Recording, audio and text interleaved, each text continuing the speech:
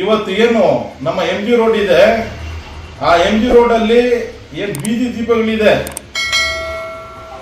ಆ ಬೀದಿ ದೀಪಗಳು ಹೋಗಿ ಸುಮಾರು 20ರಿಂದ 25 ದಿವಸ ಆಗಿದೆ. ಯಾವ ಅಧಿಕಾರಿಗಳು ಹೇಳಿದ್ರಂತೆಲ್ಲ ಹಾಕೊಂತ ಇಲ್ಲ, ಮಾಡೋಕ್ಕೂ ಬಿಡ್ತಾ ಇಲ್ಲ. ಅದೇನು ದ್ವೇಷನೂ ಗೊತ್ತಾಗ್ತಾ ಇಲ್ಲ ಕಮಿಷನರ್ ಅವ್ರಿಗೆ ಈ ಏರಿಯಾಗಳ ಮೇಲೆ. ಬರೀ ಆ ಡಬಲ್ ರೋಡ್ ಪ್ರೀತಿ.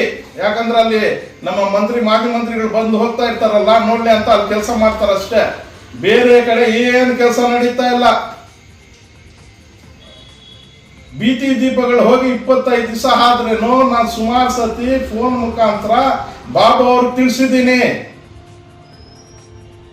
ಅವ್ರು ಇವತ್ತು ನಾಳೆ ಅಂತ ಹೇಳಿ ಯಾರೋ ಬಾಸ್ ಹೇಳ್ಬೇಕಂತೆ. ಯಾವ ಬಾಸು ಅರ್ಥ ಆಗಿಲ್ಲ. ಮುನ್ಸಿಪಲ್ಗೆ ಇರುವಂತ ಕಮಿಷನರ್ ಗೊತ್ತು ನನಗೆ, ಅಥವಾ DC ಅವ್ರಿಗೆ ಗೊತ್ತು, ಅಥವಾ ಮಿನಿಸ್ಟರ್ ಅವ್ರಿಗೆ ಗೊತ್ತು. ಇನ್ನೊಬ್ರು ಯಾರೋ ಬಾಸ್ ಅಂತೆ, ಆ ಬಾಸ್ ಹೇಳಿದ್ರೆ ಕೆಲಸ ಆಗತ್ತೆ ಅಂತೆ. ಒಂದು ಬೀದಿಗಳಲ್ಲಿ ಬೀದಿ ದೀಪಗಳು ಏನು 20-25 ಬೀದಿ ದೀಪಗಳು ಹಂಚಿದಾರಂತೆ. ಫೋಟೋ ಯಾರೋ ಎಲ್ಲೋ ಕೂತ್ಕೊಂಡು ಅವ್ರು ಹೇಳಿದ್ರೆ ಅಲ್ಲಿ ಹಾಕೋದಂತೆ. ಯಾವ ಸೀಮೆ ನಾಯ ಇದು? ಎಲ್ಲಿ ಬೀದಿ ದೀಪ ಇಲ್ವೋ ಚಿಂತಾಮಣಿ ನಗರದಲ್ಲಿ ಅಲ್ಲಿ ಹಾಕುವಂಥದ್ದು ಕರ್ತವ್ಯ. ಯಾರು ಹೇಳೋ ಅವಶ್ಯಕತೆ ಇಲ್ಲ, ಯಾರು ತೋರಿಸುವಂತ ಅವಶ್ಯಕತೆನೂ ಇಲ್ಲ.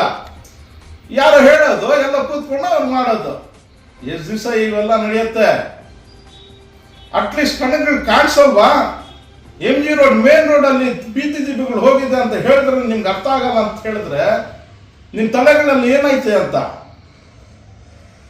ದ್ವೇಷ ಸಾಧಿಸಬೇಕಾದ್ರೆ ಈ ಭಾಗದ ಜನರ ಮೇಲೆ ಬೇರೆ ರೀತಿಯಲ್ಲಿ ದ್ವೇಷ ಸಾಧಿಸಿ, ಅಥವಾ ರಾಜಕೀಯ ಮಾಡಬೇಕಾದ್ರೆ ಬೇರೆ ರೀತಿಯಲ್ಲಿ ರಾಜಕೀಯ ಬರ್ತದೆ, ಎಲೆಕ್ಷನ್ಗಳು ಬರ್ತದೆ. ಆ ಸಮಯದಲ್ಲಿ ಹೇಳಿದ್ದೀನಿ ಸುಮಾರು ಸತಿ, ಎಲ್ಲರೂ ಬೇಕಾದ್ರೆ ರಾಜೀನಾಮೆ ಕೊಟ್ಬಿಟ್ಟು ಬಂದು ನಿಂತ್ಕೊಳ್ಳಿ. ಆದಷ್ಟು ಬೇಗ ಏನ್ ಬೀದಿ ದೀಪಗಳು ಹೋಗಿದೆ ಅದು ಸರಿ ಮಾಡಬೇಕು. ನೀವು ಮಾಡಿಲ್ಲ ಅಂದ್ರೆ ಮತ್ತೆ ಹೇಳ್ತೀನಿ ಅದ್ರ ಬಗ್ಗೆ. ಏನ್ ಕೇಳ್ಕೋಬೇಕಾ? ನಿಮ್ಗೆ ಭಿಕ್ಷೆ ಕೇಳ್ಬೇಕಾ? ಪ್ರತಿಯೊಂದಕ್ಕೆ ಎಷ್ಟು ಸತಿ ವಿಡಿಯೋಸ್ ಮಾಡಿದ್ದೀನಿ ನಾನು, ಸುಮಾರು 10 ಸತಿ ಹೇಳಿದ್ದೀನಿ ನಾನು. MG ರೋಡ್ ಬೀದಿ ದೀಪಗಳು ಹೋಗಿದೆ, ರೆಡಿ ಮಾಡಿ ಅಂತ. ಮಾನ್ಯ ಜಿಲ್ಲಾಧಿಕಾರಿಗಳೇ, ದಯವಿಟ್ಟು ನೀವು ಗಮನಿಸಿ. ಮೇನ್ ರೋಡ್ ಅಲ್ಲಿ ಇರುವಂತ ಬೀದಿ ದೀಪಗಳಿಲ್ಲ, ಅದು 20-25 ದಿವಸದಿಂದ ರೆಡಿ ಮಾಡ್ತಾ ಇಲ್ಲ ಅಂತ ಹೇಳಿದ್ರೆ ಯಾವ ಮಟ್ಟಕ್ಕೆ ನಮ್ಮ ಚಿಂತಾಮಣಿ ನಗರಸಭೆ ಇದೆ ಅಂತ. ನೀವು ಆಡಳಿತ ಅಧಿಕಾರಿ ಆಗಿದ್ದೀರಾ, ನಿಮ್ದು ಬಹಳಷ್ಟು ಜವಾಬ್ದಾರಿ ಇದೆ. ವಾಲ್ ಮ್ಯಾನ್ಸ್ಗೂ ಚೇಂಜ್ ಮಾಡಿಬಿಡ್ತಾರೆ ರಾತ್ರಿ. ಆ ವಾಲ್ ಮ್ಯಾನ್ಸ್ ರಾತ್ರಿ ಚೇಂಜ್ ಮಾಡಿಬಿಟ್ಟು ಇಲ್ಲಿರೋನು ಅಲ್ಲಿ ಹಾಕೋದಂತೆ, ಅಲ್ಲಿರೋನು ಇಲ್ಲಿ ಹಾಕೋದಂತೆ. ಯಾರು ಹೇಳಿದಾರೆ ಅಂದ್ರೆ ಜಿಲ್ಲಾಧಿಕಾರಿ ಹೇಳಿದಾರಂತೆ. ಇಲ್ಲಿರೋನು ಬಂದು ಅವನು ಟ್ರೈನಿಂಗ್ ತಗೊಳ್ಳೋವರೆಗೂ ಈ ಏರಿಯಾದಲ್ಲೆಲ್ಲ ನಾಶನ ಆಗ್ಬಿಟ್ಟಿರುತ್ತೆ. ಇವತ್ತು ಕನಿಷ್ಠ ಅಂದ್ರೆ 8ರಿಂದ 10 ದಿವಸ ಆಗ್ತಾ ಇದೆ, 13 ದಿವಸನೂ ಆಗ್ತಾ ಇದೆ ನೀರು ಬಂದು. ನಿಮ್ ರೆಕಾರ್ಡ್ಸ್ ಅಲ್ಲೇ ನೋಡ್ಬೋದು ನೀವು. ನಮ್ಮ ಭಾಗದ ಏರಿಯಾಗಳಲ್ಲಿ ಏನು ಜೋರಡಿಪಾಳ, ಸುಂಶೆಟ್ಟಳ್ಳಿ ಈ ಕಡೆ ಎಲ್ಲ ಇದೆ, ಇವತ್ತು 8ರಿಂದ 10 ದಿವಸ ಆಗ್ತಾ ಇದೆ ನೀರು ಬರೋದು. ನೀರು ಬೀಳಕ್ಕಾಗಲ್ಲ ಅಂದ್ರೆ ಇನ್ನೇನ್ ಮಾಡ್ತೀರಿ ನೀವು? ಮಾನ್ಯತೆ ಇದೆಯಾ ನಿಮ್ಗೆ? ಕನಿಷ್ಠ ರೂಲ್ಸ್ ಏನಂತ ಗೊತ್ತಿದೆಯಲ್ಲ ನಿಮ್ಗೆ? ದಿನಕ್ಕೆ ಎಷ್ಟು ಲೀಟರ್ ನೀರು ಬಿಡ್ಬೇಕು? ಮತ್ತೆ ಯಾವ ಕೇಳ್ತಾನಂತ ಕಂದಾಯ ಕಟ್ಟಿದ್ದೀರಾ ಅಂತ. ತಾಕತ್ತಿದ್ರೆ ಚಾಲೆಂಜ್ ಸವಾಲ್ ಆಗ್ತಾ ಇದ್ದೀನಿ. ತಾಕತ್ತಿದ್ರೆ ನಗರಸಭೆಗೂ ಅಷ್ಟೇ, ಎಲ್ಲರಿಗೂ ಅಷ್ಟೇ 24 ಗಂಟೆ ನೀರು ಕೊಡಿ, ತಗೊಳ್ಳಿ ನಿಮ್ ಕಂದಾಯ, ನಾವು ನಿಮ್ ಜೊತೆಲಿ ಬರ್ತೀವಿ. ಅದಿಲ್ಲ ನಿಮ್ಮಲ್ಲಿ, ಆ ತಾಕತ್ತಿಲ್ಲ, ನೀರು ಕೊಡೋಕ್ಕೂ ಸಾಧ್ಯ ಇಲ್ಲ ನಿಮ್ಗೆ. ತೆಗೀರಿ, ಎಷ್ಟು ಕನೆಕ್ಷನ್ಸ್ ತೆಗಿತಾರೆ ಚಿಂತಾಮಣಿಲೆಲ್ಲ ತೆಗಿಬೇಕು ನೀವು. ಏನ್ ಭಕ್ತಹಳ್ಳಿ ಅಷ್ಟೇ ನೀರು ಬಂದಿದೆ, ಬಂದು 3 ವರ್ಷ ಆಗಿದೆ, ಅದು ಇನ್ನ ಜಾಸ್ತಿನೇ ಆಯ್ತು. ಇವತ್ತವರೆಗೂ ಲಿಂಕ್ಗಳು ಮಾಡಿಬಿಟ್ಟು ನೀರು ಕೊಡಕ್ಕೆ ಕೈಯಲ್ಲಿ ಆಗ್ತಾ ಇಲ್ಲ ನಿಮ್ಗೆ. ಎಲ್ಲೋ ಕಡೋದಂತೆ ನೀರು. ಯಾರಲ್ಲಿ ಇಲ್ಲಿ ಜನರು ಇಲ್ವಾ? ಮನುಷ್ಯರಲ್ವಾ ಇಲ್ಲಿ ಇರೋದು? ಪ್ರಾಣಿಗಳಿದಾರ? ನಮ್ಮ ಹಕ್ಕಿಲ್ವಾ ಭಕ್ತಹಳ್ಳಿ ಅಷ್ಟೇ ನೀರು? ಎಷ್ಟು ಬೋರ್ವೆಲ್ಸ್ ನಮ್ಮ ಏರಿಯಾದಲ್ಲಿ ಇದೆ? ಇವತ್ತು ಸುಮಾರು ಅಂದ್ರೆ 10-12 ಬೋರ್ವೆಲ್ಸ್ ಇದೆ. ಬೇಡ, ಕನಿಷ್ಠ ಅಂದ್ರೆ 8 ಬೋರ್ವೆಲ್ಸ್ ಇಟ್ಕೊಳ್ಳಿ. 8 ಬೋರ್ವೆಲ್ಸ್ ನೀರಲ್ಲಿ 1 ಇಂಚ್ ನೀರು ಅಂತ ಆದ್ರೂ 8 ಇಂಚ್ ನೀರು ಒಂದ್ ದಿನಕ್ಕೆ ಒಂದ್ಸತಿ ನೀರು ಬಿಡ್ಬೋದು. ಬರೀ ನಾಟಕಗಳು ಮಾಡ್ತೀರ ನೀವೆಲ್ಲ. ಏನ್ ಮಾಡಿದ್ರಿ? ವಾಟರ್ ಫ್ಲೋ ಮೀಟರ್ಸ್ ಬೋರ್ವೆಲ್ಸ್ ಹಾಕಿ ಅಂತ ನಮ್ಮ ನಗರಸಭೆ ಮೀಟಿಂಗ್ ಗಳಲ್ಲಿ ಹೇಳ್ತಾ ಇದ್ವಲ್ಲ. ವಾಟರ್ ಫ್ಲೋ ಮೀಟರ್ಸ್ ಏನ್ ಮಾಡಿದ್ದೀರಾ? ಎಷ್ಟು ಬೋರ್ವೆಲ್ಸ್ ವಾಟರ್ ಫ್ಲೋ ಮೀಟರ್ಸ್ ಹಾಕಿದ್ದೀರಾ? GLSR ಹಾಕಿದ್ದೀರಾ? OST ಹಾಕಿದ್ದೀರಾ? ಎಷ್ಟು ಲೀಟರ್ ನಿಮ್ಗೆ MLD ನೀರು ಎಷ್ಟು ಬರ್ತಾ ಇದೆ, ಎಷ್ಟು ಹೋಗ್ತಾ ಇದೆ ಲೆಕ್ಕಾಚಾರಗಳಿದೆಯಾ? ಏನ್ ಮಂತ್ರಿಗಳು ಏನ್ ಮಾಡ್ತಾ ಇದಾರೆ ಅರ್ಥ ಆಗ್ತಾ ಇಲ್ಲ. ಅವ್ರು ಹೇಳ್ತಾರೆ 2 ದಿವಸಕ್ಕೆ ನೀರು ಕೊಡುವಷ್ಟು ನೀರಿದೆ ಅಂತ ಮಂತ್ರಿಗಳು ಹೇಳ್ತಾರೆ, ಮಾಜಿ ಮಂತ್ರಿಗಳು. ಇವತ್ತು 8 ದಿವಸ ಆದ್ರೂ ನೀರಿಲ್ಲ. ಎಷ್ಟೆಂದ ತಾಳ್ಮೆಯಿಂದ ಇರೋದು ನಾವು? ಏನ್ ಜನರು ಮತಗಳು ಹಾಕಿಲ್ವಾ ಮಂತ್ರಿಗಳಿಗೆ, ಮಾಜಿ ಮಂತ್ರಿಗಳಿಗೆ? ಇಂಥ ಅಧಿಕಾರಿಗಳು ಇಟ್ಕೊಂಡು ಇನ್ನ ಏನೇನ್ ಮಾಡ್ಬೇಕು, ಏನೇನ್ ಸಾಧಿಸ್ಬೇಕು ಅನ್ಕೊಂಡಿದ್ದೀರಾ? ವಾಲ್ ಮ್ಯಾನ್ಗಳು ಚೇಂಜ್ ಮಾಡಕ್ DC ಹೇಳ್ತಾರ? ಏನ್ ಅಧ್ವಾನ ಆಗಿದೆ ಅಂತ ಏರಿಯಾಗಳು ಗೊತ್ತಾ ನಿಮ್ಗೆ? ಇವತ್ತು ಬರೀ ಬಳೆ ಕಚ್ಕೊಳ್ಳೋದು. ಇವ್ರು ಇಲ್ದಿದ್ರೆ ಏನು ಇಲ್ಲ. ಫಸ್ಟ್ 2 ದಿವಸಕ್ಕೆ 3 ದಿವಸಕ್ಕೆ ನೀರು ಬಿಡುವಂತ ಶಕ್ತಿ ಇಟ್ಕೊಳ್ಳಿ. ಇಲ್ದಿದ್ರೆ ನಿಮ್ಗೆ ತಾಕತ್ತಿದ್ರೆ 24 ಗಂಟೆ ನೀರು ಕೊಡಿ, ತಗೊಳ್ಳಿ ಟ್ಯಾಕ್ಸಸ್. ನೀವು ಏನೋ ಕೊಯ್ ಬಿಡ್ತಾರಂತೆ, ತೆಗ್ಬಿಡ್ತಾರಂತೆ ಟ್ಯಾಕ್ಸ್ಗಳೆಲ್ಲ, ಟ್ಯಾಬ್ಗಳೆಲ್ಲ ಮಾಡ್ಬಿಟ್ಟು. ಅಯ್ಯಯ್ಯ, ನಾಳೆನೇ ಶುರು ಮಾಡಿ ನಾಳೆ ಶುರು ಮಾಡಿ. ಎಷ್ಟು ಏರಿಯಾದಲ್ಲಿ ಏನು ಚಿಂತಾಮಣಿಲೆಲ್ಲ ತೆಗಿತೀರಾ? ಬರೀ ನಮ್ಮ ಏರಿಯಾಗಳೆಲ್ಲ ಇಡೀ ಚಿಂತಾಮಣಿಯಲ್ಲಿ ತೆಗೀರಿ ನೋಡೋಣ. ಅದೇ ನಿಮ್ಗೆ ಆವಾಗ ಬರೋದು. ನಿಮಗೆ ಕಮಿಷನರ್ ಚೌಪತಿ ಅವ್ರಿಗೆ ಬರೀ ತೆಗಿಯೋದು, ಹೊಡಿಯೋದು, ಬಡಿಯೋದು, ನಾಶನ ಮಾಡೋದು ಅಷ್ಟೇ, ಪರಿಸರ ಹಾಳು ಮಾಡೋದು ಅಷ್ಟೇ ಬರೋದು. ಇನ್ನೇನು ಇಂಪ್ರೂವ್ ಮಾಡೋದಿಲ್ಲ. ಹೇಳ್ದೆ ಅದು ಡಬಲ್ ರೋಡ್ದು 2 ವರ್ಷ ಮೇಲೆ ಆಗಿದೆ, ಈಗವರೆಗೂ ಫುಟ್ಪಾತ್ ರೆಡಿ ಆಗಿಲ್ಲ. ಆ ಚೌಕದಲ್ಲಿ ಅದೇ ರಾಮಾಯಣ. ಏನ್ ಚೇಳೂರು ರೋಡಲ್ಲಿ ಏನೇನು ತೆಗ್ದಿದ್ರು ಎಲ್ಲ ಫುಟ್ಪಾತ್, ಮತ್ತೆ ಏನೇನಾಗಿದೆ ಅಂತ ನೋಡಿ, ನೀವೇ ಗೊತ್ತಾಗತ್ತೆ. ಎಲ್ಲ ಕಡೆ ಅಷ್ಟೇ. ಅದು ಪರಾಯ ವ್ಯವಸ್ಥೆ ಮಾಡ್ಬೇಕನ್ನೋ ಜ್ಞಾನ ಬೇಡವಾ ನಿಮ್ಗೆ? ಈಗ ನಮಗೆ ಬರಗಾಲ ಬಂದಿರೋದು ಇಡೀ ರಾಜ್ಯಕ್ಕೆ ಗೊತ್ತಾಗ್ತಾ ಇದೆ. ಬರಗಾಲ ಇದ್ರೆ ಏನೇನು ಮಾಡ್ಕೊಂಡಿದ್ದೀರಾ ನೀರು ವ್ಯವಸ್ಥೆ? ನೀವು ಹೇಗೆ ಕೊಡ್ತೀರಾ ಜನರು ನೀರು? ನೀವು ಯಾವ ಟೈಮಲ್ಲಿ ಏನೇನು ನಾಟಕಗಳು ಮಾಡ್ಬೇಕೆಲ್ಲ ಮಾಡ್ತಾರೆ ನಾಟಕಗಳು.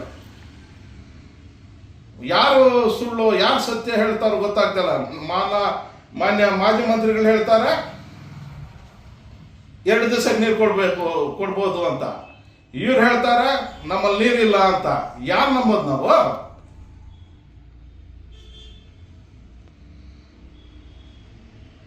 ದಯವಿಟ್ಟು ಮಾಜಿ ಮಂತ್ರಿಗಳ ಹತ್ರ ಹೇಳ್ತಾ ಇದ್ದೀನಿ ನಾನು, ಸುಧಾಕರ್ ರೆಡ್ಡಿ ಅವ್ರಿಗೆ, ನಮಗೆ ಕನಿಷ್ಠ ಅಟ್ಲೀಸ್ಟ್ 3-4 ದಿವಸ ಆದ್ರೂ ನೀರು ಕೊಡಿ. ಏನು ನಮ್ಮ ಸೊಲ್ಶೆಟ್ಟಹಳ್ಳಿ, ಚೋರಟಿಪಾಳ್ಯ, ಟಿಪ್ಪು ನಗರ, ಗಾಂಧಿನಗರ ಈ ಕಡೆ ಇದೆ, ಅಟ್ಲೀಸ್ಟ್ ಕನಿಷ್ಠ 3-4 ದಿವಸ ಆದ್ರೂ ಕೊಡಿ. 5 ದಿವಸ ಆದ್ರೂ ಕೊಡಿ. ಏನು 8 ದಿವಸ 10 ದಿವಸ ಮನ್ಸು ಬಂದಂಗೆಲ್ಲ. ಏನೋ ಒಂದು ಕಾರಣ. ಲೈಟ್ಗಳು ಕೇಳ್ಕೋಬೇಕು, ನೀರುಗಳು ಕೇಳ್ಕೋಬೇಕು, ಕಸದ ಗಾಡಿಗಳಿಗೂ ಕೇಳ್ಕೋಬೇಕು, ಯುಜಿಟಿಗಳು ಬ್ಲಾಕ್ ಆದ್ರೆ 2-3 ದಿವಸನೂ ಕೇಳ್ಕೋಬೇಕು. ಏನ್ ಎಲ್ಲರೂ ಜನರು ಭಿಕ್ಷೆ ಬೀಳ್ಬೇಕ ನಿಮ್ಮ ಹತ್ರ? ಏನ್ ಕೋಟಿಗಳು ಇದೆ ಅಂತ ಹೇಳ್ತಾ ಇದ್ದೀರಲ್ಲ ಮಾಜಿ ಮಂತ್ರಿಗಳು. ನಾನು ಹೇಳ್ತೀನಿ, ಇವ್ರು ಯಾಮಾರಿಸ್ತಾರೆ, ನಮ್ಮ ಕಮಿಷನರ್ ನಿಮ್ಗೂ ಯಾಮಾರಿಸ್ತಾ ಇದ್ದಾರೆ. ಕೋಟಿಗಳು ಇದೆ ಅಂತ ಹೇಳ್ತಾರಲ್ಲ ಅಕೌಂಟ್ಗಳಲ್ಲಿ. 4 ತಿಂಗಳಿಂದ ಸುಮಾರು 4 ತಿಂಗಳಿಂದ ಇವ್ರಿಗೆ ಸಂಬಳಗಳು ಕೊಟ್ಟಿಲ್ಲ. ಔಟ್ಸೋರ್ಸರ್ ಕೆಲಸ ಮಾಡ್ತಾ ಇರೋರಿಗೆ, ವಾಲ್ಮ್ಯಾನ್ಸ್ಗಾಗ್ಲಿ ಡ್ರೈವರ್ಸ್ಗಾಗ್ಲಿ ಸಂಬಳಗಳು ಕೊಟ್ಟಿಲ್ಲ. ಯಾಕೆ? ಜಿಲ್ಲಾಧಿಕಾರಿ ಗಮನಕ್ಕಿಲ್ವಾ? ಹೇಗೆ ಅವ್ರ ಜೀವನ ನಡೆಸೋದು? ಹೆಂಗೆ ಅವ್ರ ಮಕ್ಕಳಿಗೆ ವಿದ್ಯಾಭ್ಯಾಸ ಕೊಡಿಸೋದು? ಹೇಗೆ ಅವ್ರ ಊಟಗಳು ಮಾಡೋದು? ನಿಮ್ ಸಂಬಳಗಳು ಮಾತ್ರ ತಿಂಗಳು ಆಗ್ಬಿಡ್ಬೇಕು. ನಿಮ್ ಸಂಬಳಗಳು RTGS ಮೂಲಕ ತಿಂಗಳು ಆಗ್ಬಿಡ್ಬೇಕು. ಕಷ್ಟಪಡೋರ್ ಸಂಬಳಗಳು ಬೇಡ. ಯಾವ ಸೀಮೆ ನಾಯಾಗಿ ಗಮನ ಹರಿಸಿ. ಯಾರು ಹೇಳೋದು ಕೇಳೋದಲ್ಲ. ನಾನು DC ಅವ್ರಿಗೆ ಹೇಳ್ತಾ ಇದ್ದೀನಿ, ಬರೀ ಸರ್ ನಮ್ಮ ಕಮಿಷನರ್ ಅಷ್ಟೇ 4 ತಿಂಗಳಿಂದ ಸಂಬಳ ಕೊಟ್ಟಿಲ್ಲ. ವಾಲ್ಮ್ಯಾನ್ಸ್ಗೂ ಕೊಟ್ಟಿಲ್ಲ, ಡ್ರೈವರ್ಸ್ಗೂ ಕೊಟ್ಟಿಲ್ಲ. ಸುಮಾರು ಇಂಥ ಪ್ರಕರಣಗಳು. ಹೇಳಿ ಮಾಡಿಸ್ಬೇಕು, ಪ್ರತಿಯೊಂದನ್ನು ಹೇಳಬೇಕು, ಕೇಳ್ಕೋಬೇಕು, ಭಿಕ್ಷೆ ಬಿಡಬೇಕು. ಯಾವ ಸೀಮೆ ನಾಯ ಇದು? ಏನಂತ ತಪ್ಪು ಮಾಡಿರೋ ಜನರು ಇಲ್ಲಿ? ನೀವಾದ್ರೆ ಬೆಳಗ್ಗೆ ಎದ್ದ ತಕ್ಷಣ ಅಧಿಕಾರಿಗಳು ಸ್ನಾನಗಳು ಮಾಡ್ಕೋಬೇಕು, ಪರ್ಫ್ಯೂಮ್ ಹೊಡ್ಕೋಬೇಕು ಡೈಲಿ.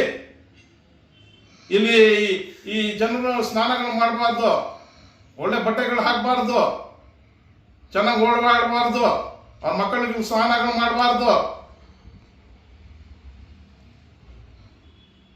ಸಿಲ್ಟ್ ಎತ್ತಾರೆ, ಯಾವ್ದೋ ಮಿಷಿನ್ ಬಂದ್ಬಿಟ್ಟಿದೆ, ನನ್ನ ಚಿಂತಾಮಣಿನ ಮಾದರಿ ಆಗ್ಬಿಡತ್ತೆ, ಇಲ್ಲೇ ಟ್ರಯಲ್ ಬೇಸಿಸ್ ನಡೆಸ್ತಾರೆ ಅಂತ ಹೇಳಿದ್ದು ನಮ್ಮ ಮಾಜಿ ಮಂತ್ರಿಗಳು. ಒಂದು ಬಾಣ್ಲಿ ಸಿಲ್ಟ್ ಎತ್ತಿಲ್ಲ ಯಾವ UGD ಇದರಲ್ಲೂ, ಆ ಮಿಷಿನು ಬಂದಿಲ್ಲ.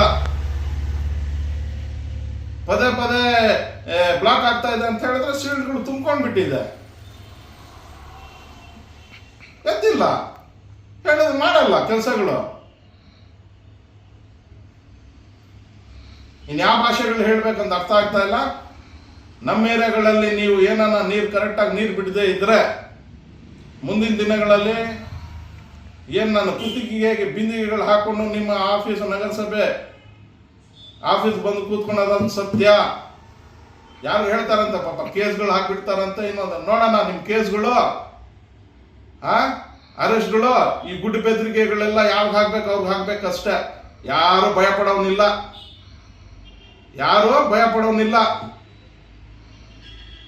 ಇವತ್ತು ಭಯ ಪಟ್ಟಿಲ್ಲ, ಹಿಂದೆನೂ ಭಯ ಪಟ್ಟಿಲ್ಲ, ಮುಂದೆನೂ ಭಯ ಪಡಲ್ಲ. ನಾವು ನಮ್ಮ ಬ್ಲಡ್ ಅಲ್ಲಿ ಇಲ್ಲ. ಗುಡ್ಡು ಬೆದರಿಕೆಗಳು ಯಾವ್ದು ಹಾಕೋಬೇಕು ಅವ್ರಿಗೆ ಹಾಕೋಬೇಕಷ್ಟೇ. ಫಸ್ಟ್ ನೀರು ಕೊಡೋದು, ಲೈಟ್ಗಳು ಕೊಡೋದು, ಅದ್ ಕೆಲಸಗಳು ಮಾಡಿ, ಸಂಬಳಗಳು ಕೊಡಿ ಫಸ್ಟ್ ಅವ್ರಿಗೆ, ಕಷ್ಟಪಡೋರ್ಗೆ. ಜೈ ಹಿಂದ್, ಜೈ ಕರ್ನಾಟಕ.